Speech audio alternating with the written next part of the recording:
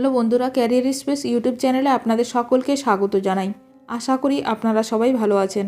আজকে এই মুহূর্তে শিক্ষক নিয়োগ সংক্রান্ত যে সবচেয়ে গুরুত্বপূর্ণ আপডেট উঠে এসেছে, বিস্তারিত সেই সম্পর্কে আলোচনা করব।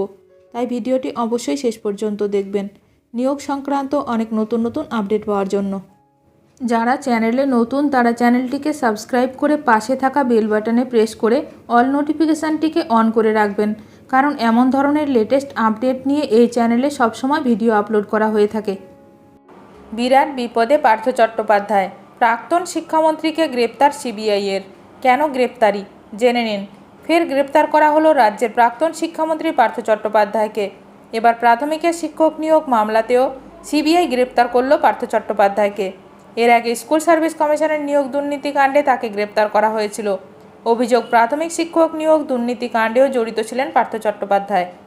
আজ মঙ্গলবার বিশেষ সিবিআই আদালতে রাজ্যের প্রাক্তন শিক্ষামন্ত্রীকে পেশ করার পর তাকে ওই মামলায় গ্রেপ্তারের আবেদন জানায় কেন্দ্রীয় সংস্থাটি। সেই আবেদন মঞ্জুর করে আদালত। পার্থ চট্টোপাধ্যায়ের পাশাপাশি নিয়োগ দুর্নীতিকাণ্ডে অন্যতম অভিযুক্ত অয়ন শীলকেও আদালতে পেশ করার পর গ্রেপ্তার করেছে কেন্দ্রীয় তদন্তকারী সংস্থা সিবিআই। মঙ্গলবার বিশেষ সিবিআই আদালতে পেশ করা হয় পার্থ চট্টোপাধ্যায়কে। প্রেসিডেন্সি জেল থেকে আদালতে পেশের নির্দেশ দেওয়া হয়। পার্থ চট্টোপাধ্যায়ের সঙ্গেই অয়ন শীলকেও আদালতে পেশ করার আবেদন জানায় সিবিআই। অয়নকেও আদালতে পেশ করার নির্দেশ দেওয়া হয়। প্রসঙ্গত উল্লেখ্য, সম্প্রতি কলকাতা হাইকোর্টে ওঠে পার্থ চট্টোপাধ্যায়ের জামিন সংক্রান্ত মামলা। সেখানে অনুব্রতর জামিনের প্রসঙ্গ তুলে প্রাক্তন মন্ত্রীর আইনজীবী বলেন, 2 বছরের উপর হেফাজতে। মনে হয় না যে এখন তার সমর্থনে আর একজনকেও পাওয়া যাবে। সেই শুনানিতে বিচারপতি অপূর্ব সিনহা রায় প্রশ্ন তোলেন, জামিনে মুক্ত হলে পার্থ চট্টোপাধ্যায় আবার পুরনো পদে পুনর্বহাল হবেন না তো?